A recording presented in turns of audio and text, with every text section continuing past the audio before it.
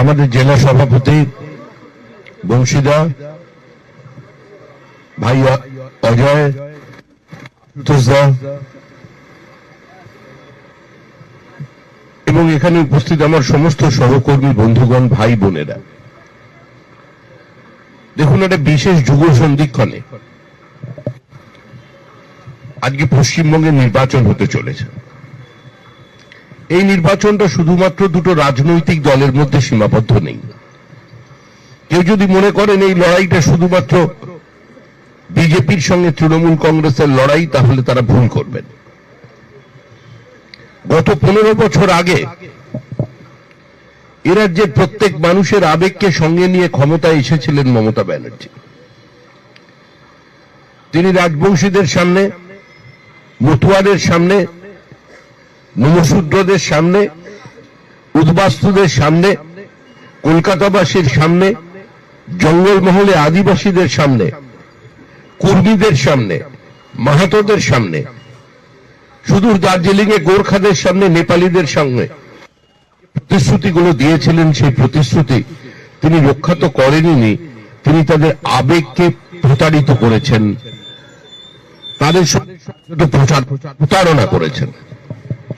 আর সেই জায়গা থেকে দাঁড়িয়ে আজকে এই নির্বাচনে মানুষ দেখতে পাচ্ছে যে সমাজের সর্বস্তরে কার জন্য দোকানদারি শুরু হয়ে গেছে। আপনারা কষ্ট করে ছেলেকে মানুষ করবেন, দূরে শহরে কলেজে পাঠাবেন, অনার্স গ্র্যাজুয়েট হবে, কি পাবে? দৈনন্দিন 50 টাকা। আপনারা কি ভাবেন? 1500 টাকা।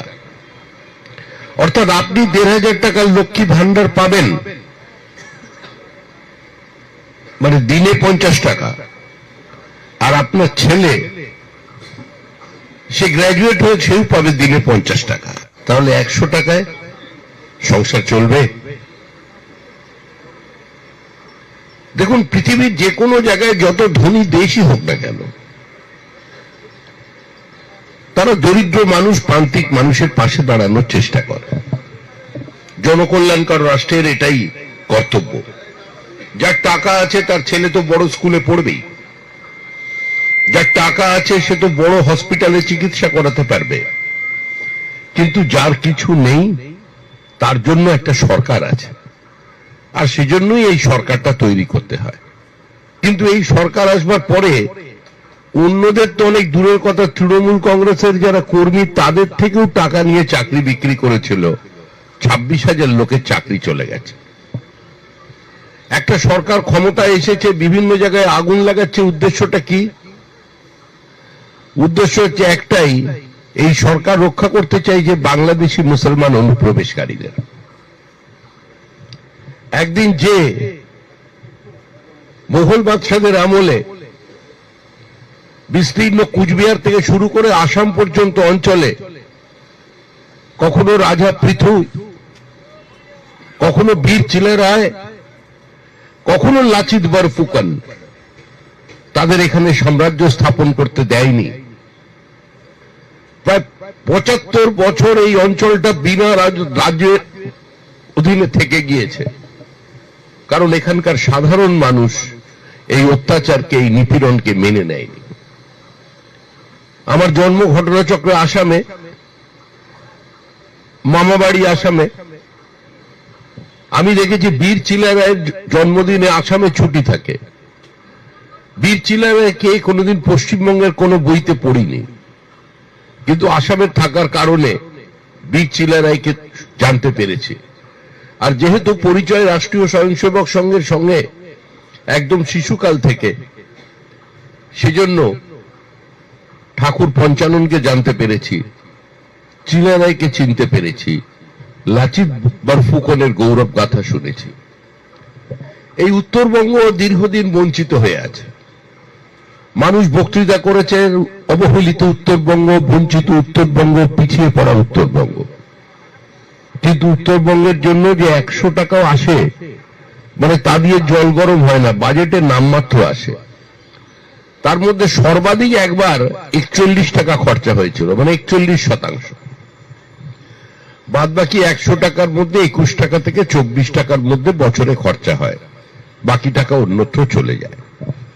ঠাকুর পঞ্চাননের নামে বিশ্ববিদ্যালয় তৈরি হয়ে গেছে। বিশ্ববিদ্যালয়ের ভেতরে গিয়ে দেখুন, সেটা একটা সম্পূর্ণ কলেজের পর্যন্ত চেহারা পায়নি। এই অঞ্চলে দৈনন্দিন রাজনৈতিক সংঘর্ষ চলেছে। আমাদের কর্মীরা খুন হয়েছেন, বাড়ি ছাড়া হয়েছেন। আমি একদিন দিল্লিতে একটা গেস্ট হাউসে আছি, আমার সঙ্গে দুজন দেখা করতে এসেছেন, তার সঙ্গে একটা ছেলে ঢুকলো। হঠাৎ দেখলাম সে পায়ের চটি খুলে আমায় প্রণাম করলো। আমি বললাম, তুমি কে ভাই? কারণ যেখানে আমি আছি সেখানে তো আমাকে চেনার কথা নয়। বলল, দাদা আমি দিনহাটার সমিতির সদস্য, পঞ্চায়েত সমিতির, ঘর ছাড়া আছি, বউ বাচ্চাকে এখানে নিয়ে চলে এসেছি, দিল্লিতে কাজ করছি একটা গেস্ট হাউসে। আমি মালিগাঁওতে দেখেছি, ধুবড়িতে দেখেছি, গুয়াহাটিতে দেখেছি, পানবাজারে দেখেছি, পল্টন বাজারে দেখেছি। আমাদের কুচবিহার জলপাইগুড়ির বিজেপি কর্মীরা আজকে সেখানে পর্যন্ত আছেন। আমাদের এই পার্টির মেয়েরা পর্যন্ত, তারা পর্যন্ত নিজের রাজ্য ছেড়ে গিয়ে আসামে আশ্রয় নিয়েছিলেন নিজের অত্যাচারের কারণে। আর এই অত্যাচার শুধুমাত্র একটা বিশেষ সম্প্রদায়ের উপরে হচ্ছে তা নয়, যারা প্রতিবাদ করছেন তারাও আক্রান্ত হয়ে যাচ্ছেন। যেমন পাশের রাজ্য বাংলাদেশ, সেখানে যে মুসলমান ভাইরা, শিক্ষিত মানুষজন বলছে এভাবে হিন্দুদের উপর অত্যাচার, এভাবে রাজবংশীদের উপর অত্যাচার, মতুয়াদের উপর অত্যাচার, এগুলো বৌদ্ধদের উপর অত্যাচার, খ্রিস্টানদের উপর অত্যাচার, এগুলো বন্ধ হওয়া উচিত। যে বলছে তাকে তারা খুন করছে, তার বাড়ি ভেঙে গুড়িয়ে দিচ্ছে। আজকে সামগ্রিকভাবে সেই চিন্তা ভাবনা পশ্চিমবঙ্গে এসেছে। আপনারা দেখলেন এসআইআর নিয়ে সারা দেশে এসআইআর হচ্ছে, 12টি রাজ্যে এসআইআর হয়েছে। কিন্তু যত গন্ডগোল পশ্চিমবঙ্গে, আমাদের রাজ্যের মুখ্যমন্ত্রী তিনি পর্যন্ত পৌঁছে গেছেন কালো কোট পরে সুপ্রিম কোর্টে। পরিণতি কি হয়েছে প্রত্যেকের জানা। কারণ আমরা জানি মহারাজ কি যেন মহাভারতে একজন ধৃতরাষ্ট্র ছিল, একজন ধৃতরাষ্ট্র, 100 ছেলের বাবা, মেয়েও ছিল একটা শুনেছি। আর আমাদের ভোটার লিস্টে 7 জন ধৃতরাষ্ট্র পশ্চিমবঙ্গে। ভাই বোনে বিয়ে, স্ত্রীর নাম এবং স্বামীর নাম লেখা আছে, দুজনেরই বাবা এক। ছেলে আর বাবার বয়সের পার্থক্য কত? 10 বছর। মানে 10 বছরে বাবা। কি দুরন্ত ছেলে, 9 বছর বয়স থেকেই। এদের তো খুঁজে বার করা দরকার। এদের খোঁজার জন্য তো এসআইআর হচ্ছে, আর তার জন্যই রাস্তা বন্ধ করে টায়ার জ্বালিয়ে দিয়ে বিচারপতিদের উপরে আক্রমণ চলেছে। যে রাজ্যে বিচার ব্যবস্থা আক্রান্ত হয়ে যায়, সে রাজ্যে কোনো আইনের শাসন থাকে না। যে রাজ্যে বিচার ব্যবস্থাকে সম্পূর্ণ অস্বীকার করে দেয়া হয়, সেখানে কোনোদিন গণতন্ত্র পুনঃপ্রতিষ্ঠা হতে পারে না, এবং সমাজের কোনো বর্গেরই ভালো করা চায় না। এই একটা অসুস্থ সময় থেকে আমাদের মুক্তি পেতে হবে ভবিষ্যৎ প্রজন্মের স্বার্থে। দেখুন, এমনি পশ্চিমবঙ্গ রাজ্যটার নাম এখন পরিযায়ী হয়ে গেছে।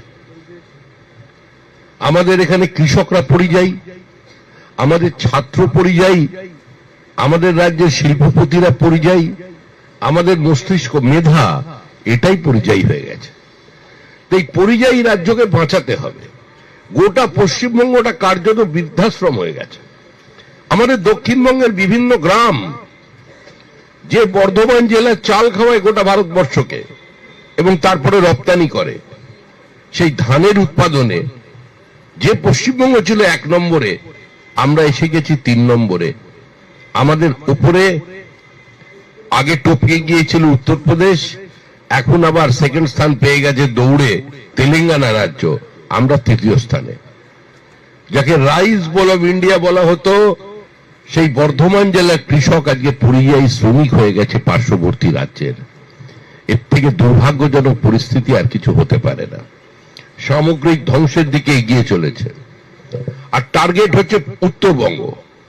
উত্তরবঙ্গকে বিচ্ছিন্ন করতে হবে। সংখ্যা দিয়ে দখল করতে হবে। উত্তরবঙ্গের সঙ্গে দক্ষিণবঙ্গের যে সংযোগ লাইন মেরুদণ্ডের মতো NH-34 ওটাকে কাটতে হবে, চিকেন নেকের ওপরে দখল নিতে হবে। এই ধরনের বিচ্ছিন্নতাবাদ শুরু হয়েছে আজকে আপনাদের এই অঞ্চল জুড়ে। তো এই লড়াই শুধুমাত্র দিনহাটার লড়াই নয়, মাথাভাঙার লড়াই নয়, শীতলকুচির লড়াই নয়, সিতাইয়ের লড়াই নয়, উত্তর দক্ষিণ কুচবিহারের লড়াই নয়।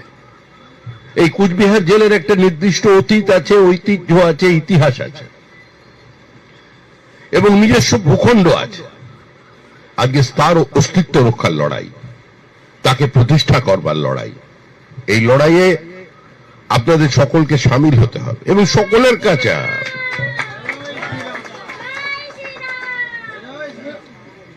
এই লড়াইয়ে শুধুমাত্র বিজেপিকে রাখলে চলবে না, এই লড়াই শুধুমাত্র বংশীদাকে রাখলে চলবে না। আমরা যারা আছি এখানে তো আমরা আছি একসঙ্গে, আমাদের বাইরেও কিছু মানুষ আছেন, তৃণমূল কংগ্রেসে আছেন, যারা 15 বছর ক্ষমতার খুব একটা রস টস খেতে পারেননি বা খাওয়ার ইচ্ছা প্রকাশ করেননি। তাদের বাড়িও যাবেন, তাদের ডাকবেন, কারণ আপনারা এখানে একজন বিড়ালকে বাঘ বানিয়ে দিয়েছিলেন এই দিনহাটা কেন্দ্রে।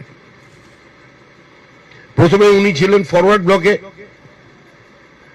উনি বললেন CPIM এর হারমাদ আমার সঙ্গে বিধায়ক ছিলেন, একসঙ্গে প্রায় একই রকম দুজনে বক্তৃতা করতাম। উনি আবার বাইরে একটা মক পার্লামেন্ট করলেন, আমার মনে আছে তার স্পিকার হয়েছিলেন উনি, দিনহাটা মিউনিসিপ্যালিটি চেয়ারম্যান হলেন। তারপর কি হলো বুঝতে পারলাম না, রাত্রিবেলা ট্রেনের মধ্যে একবার এলেন দিনহাটায়, ফিরে গেলেন তৃণমূল হয়ে, নীল সাগরে ডুব দিয়ে দিলেন। আর তারপরই কথাবার্তা বদলে গেল, আক্রমণ শুরু হয়ে গেল। আক্রমণ থাকবে না। যারা হুঙ্কার দিয়ে আমাদের ঘর ছাড়া করেছেন, মায়ের সামনে ছেলের কোল খালি করেছেন, মানে মায়ের কোল খালি করেছেন, ছেলেকে খুন করেছেন, তারা মনে রাখবেন পশ্চিমবঙ্গে যে নির্বাচনটা হতে চলেছে আপনাদের এখানে 23 এপ্রিল, এই নির্বাচনটা আগে কোনোদিন কুচবিহারের মানুষ দেখেনি।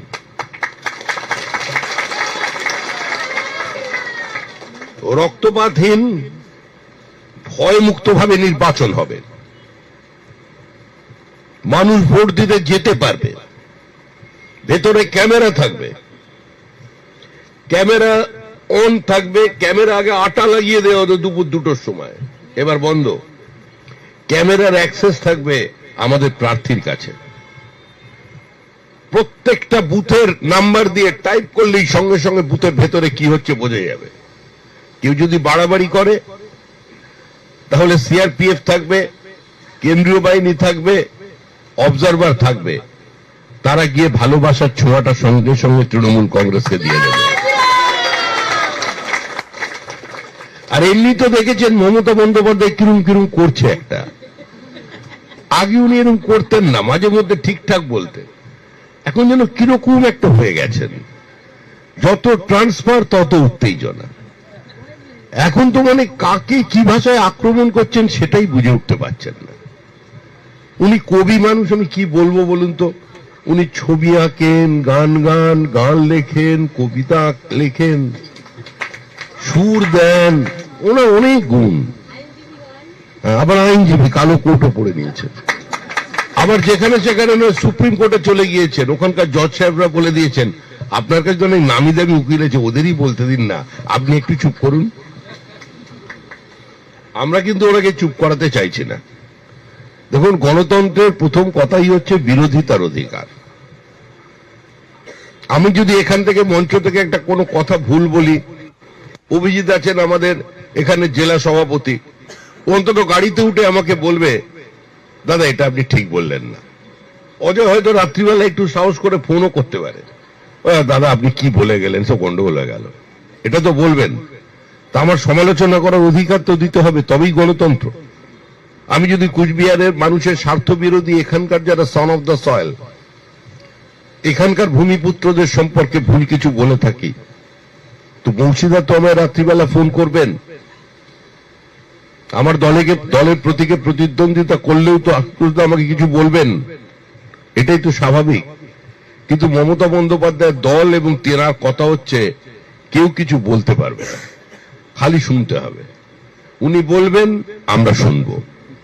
এবার আমরা 15 বছর ধরে শুনেছি, এবার আমরা ক্লান্ত। এবার বলছি এবার আপনি একটু বিশ্রাম নিন, আমরা বলি। আমরা 3 মাস বলি অন্তত সরকারটা তৈরি করবার পর, তারপরে আপনি আবার বেরিয়ে পড়বেন পাহাড় থেকে সাগরে। আপনি কুচবিহার শহরে আসবেন, দিনাটা শহরে আসবেন। আপনি উদয়ন বাবুর তখন অনেক সময় থাকবে হাতে, নির্বাচনে জিততে পারবেন না।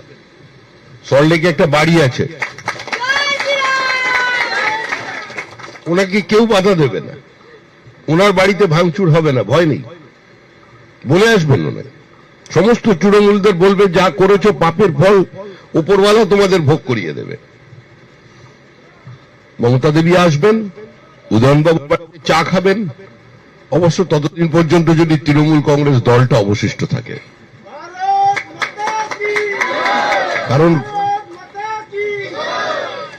কারণ ঘন্টা বেজে গেছে, তৃণমূল চলে গেছে, তৃণমূল আর নেই। চোখে চোখ রেখে কথা বলুন, তৃণমূলের বিদায় আসন্ন। মা কালী ফাইল নেয়নি, জগন্নাথ দেবকে ধরে এনেছেন, ও বলেছে আমি পারবো না। এবার উত্তরবঙ্গে ঢুকে পড়েছে আপনাদের কাছে, বলছে মহাকাল।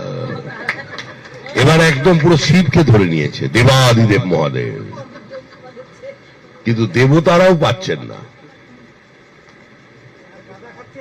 এখন বলছে যে গণদেবতা জেগে গেছে। আরে জনগণ থাকলেই দেবতা, পুজো পেলে তবেই দেবতা। সেই জন্য গণদেবতাই সবচেয়ে বড় দেবতা আজকের দিনে। সেই গণদেবতা ওনাকে প্রত্যাখ্যান করেছে। সবাই ভালো থাকবেন, আনন্দে থাকবেন। প্রত্যেকে বলবেন যে এটা বিজেপির সরকার, প্রধানমন্ত্রী নরেন্দ্র মোদীর সরকার, যিনি কোভিডের থেকে এখন পর্যন্ত 80 কোটি মানুষকে বিনা পয়সায় রেশন দিচ্ছেন সেই সরকার। 120 কোটি মানুষকে বিনামূল্যে দুবার ভ্যাকসিন দিয়েছেন সেই সরকার। এই সরকার কোনো জনহিতকর প্রকল্প বন্ধ করবে না। আপনারা তো রাজ্যটাকে পুরো লক্ষ্মী ছাড়া করে দিয়েছেন, লক্ষ্মী ছাড়া করে আর কতদিন লক্ষ্মীর ভান্ডার চলবে? মা লক্ষ্মী হাত তুলে দিয়েছে, বলছে আমিও পারবো না। সেজন্য আমরা শেষ পর্যন্ত অনেক আবেদন নিবেদন করে মা অন্নপূর্ণাকে ধরে নিয়েছি। অন্নপূর্ণা লক্ষ্মী দুজনকে মিলিয়ে অন্নপূর্ণা লক্ষ্মী ভান্ডার উনি দিচ্ছেন 1,500। 1,500-এর জল কমল হয় না, আমরা দেব 3,000। মানুষকে এটা বোঝাবেন, মানুষকে বলবেন যে যাদের দেখে নকল করা শুরু করেছিলেন, সেই লাডলি লক্ষ্মী যোজনা মধ্যপ্রদেশের মুখ্যমন্ত্রী শিবরাজ সিং চৌহান ক্ষমতায় আসবার পরে বাড়িতে কোনো কন্যা সন্তান জন্মগ্রহণ করলেই কিস্তিতে সরকার টাকা রাখা শুরু করে। 18 বছর বয়স হলে আজকে তার অ্যাকাউন্টে 1,70,000 টাকা পৌঁছে যায়। আর রাজ্যের মুখ্যমন্ত্রী রূপশ্রী 25,000 টাকা। আজকে কেন্দ্রীয় সরকারের অন্তত 30টা প্রকল্পকে বাস্তবায়িত হতে দেয়নি।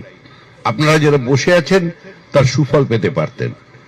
বাড়িতে যে ইলেকট্রিকের বিল দিচ্ছেন দিতে হতো না। পিএম সূর্যঘর প্রকল্পকে গ্রহণ করলে ওই মোদির নাম হয়ে যাবে, সেজন্য উনি করতে দেবেন না। এই পরিস্থিতি তো চলতে পারে না। নরেন্দ্র মোদী কিছু করছেন না আপনাদের জন্য, নরেন্দ্র মোদীর ভেতরের যে অন্তরাত্মা সদিচ্ছা সেটা করছে। টাকা নরেন্দ্র মোদীর নয়, টাকা বিজেপির নয়, টাকা আপনার টাকা।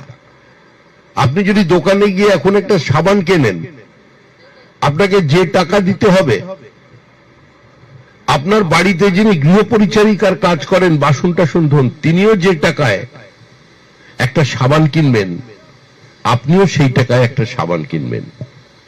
সরকারের যে করটা ওর থেকে বেরোবে, সেই টাকাটা গিয়ে কোষাগারে জমা হবে, আর সেটা আপনার টাকাই আপনার কাছে ফিরে আসবে।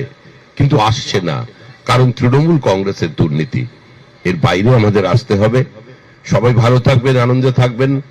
আগামীকাল দুপুর 2টায় কুচবিহারের রাসমেলা ময়দানে উপস্থিত থাকবেন পৃথিবীর জনপ্রিয়তম রাজনৈতিক ব্যক্তিত্ব ভারতের প্রধানমন্ত্রী নরেন্দ্র মোদী। প্রধান বক্তা হিসেবে আপনারা সকলে আসবেন, সপরিবারে আসবেন, বাস ভর্তি করে আসবেন। শুধু জটা সিট তটার লোক উঠবেন না, ভিতরে লোক চাই, ছাদে লোক চাই। আরে না দিতে দিলে হেঁটে বেরিয়ে পড়বেন, গান্ধীজি কত দূর হেঁটেছিল দান্ডি অভিযানে। এই লড়াই তো দ্বিতীয় স্বাধীনতা যুদ্ধ হয়ে গেছে বাঙালির জন্য। সুতরাং আপনারা আসবেন, ওই মাঠে দেখা হবে। আমি এখন মাঠের কাজকর্ম দেখবার জন্য আপনাদের জেলা সভাপতির সঙ্গে যাচ্ছি, রাত্রে ওখানেই থাকবো। সকালবেলা প্রত্যেকের সঙ্গে যেন দেখা হয়। ভালো থাকবেন, আনন্দ থাকবেন। চা খেয়ে নিয়েছি, খাওয়াও হয়নি এখনো। খুব জোর খিদে পেয়েছে, কুচবিহারে গিয়ে খাবো, তাই একটু তাড়াতাড়ি চলে যাচ্ছি।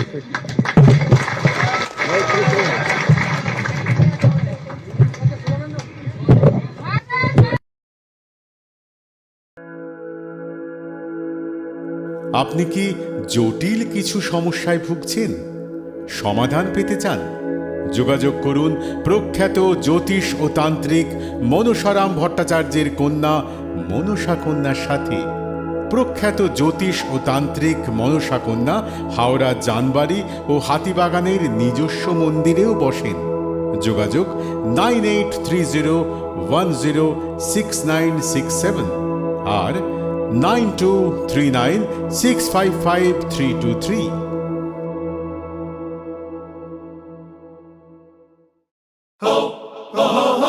পুজো মানে জমকালো লাইন, Dropbox লোফালুফি আইন, পেপারের ক্যাটালগে আঁকা, বাঙালির ইমোশনে মাখা। এ ভরসা কি উপায়, জার্নি পায়ে পায় পৌঁছে দেবে ঠিক ডেস্টিনেশন। বিশ্বমান শ্রীলেদার্স, খাঁটি দাম শ্রীলেদার্স।